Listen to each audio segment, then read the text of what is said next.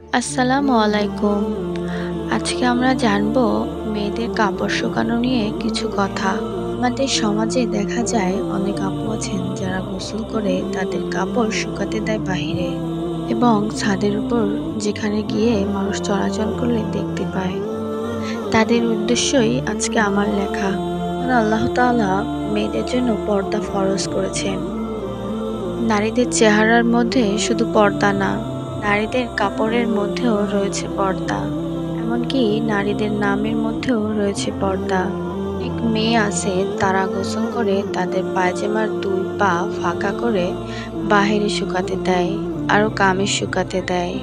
এমনকি অনেকেই ছোট ছোট জিনিসগুলোও শুকাতে দেয়।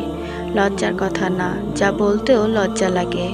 একজন পরপুরুষ যদি আপনার পায়জামা, জামা আরো কিছু আছে যদি সে দেখতে পায় এবং সে যদি প্রাপ্তবয়স্ক যদি হয় তাহলে অবশ্যই তার মনে ভিতরে কুমন্ত্রণা সৃষ্টি হবে। যদিও আপনাকে সে কোনোদিন দেখেনি, কিন্তু আপনার কাপড় দেখে সে উপলব্ধি করতে পারবে আপনার গঠন কেমন।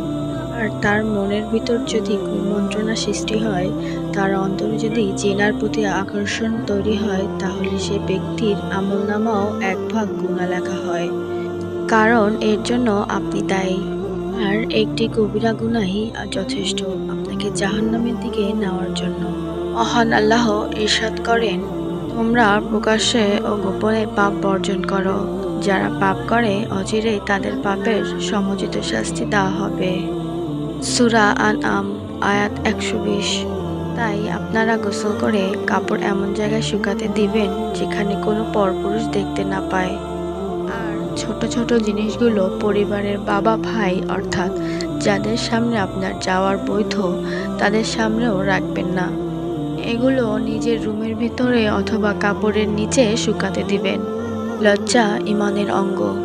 নবী করিম সাল্লাল্লাহু আলাইহি ওয়াসাল্লাম ইরশাদ করেন, ঈমানের ৬০-এরও অধিক শাখা রয়েছে, আর লজ্জা হচ্ছে ঈমানের অন্যতম একটি শাখা। মুসলিম ১২ হাদিস ৩৫ আহমদ ৯৩৭২।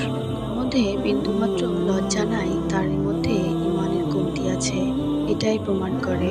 হে আল্লাহ, আমাদের সকলের মা বোনদেরকে আপনি এইসব বুঝিয়ে এর উপর আমলের তৌফিক দান করেন এবং ঈমান শক্ত করার তৌফিক দান করেন।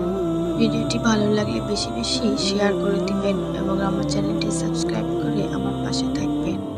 সবাই ভালো থাকবেন। আল্লাহ হাফেজ।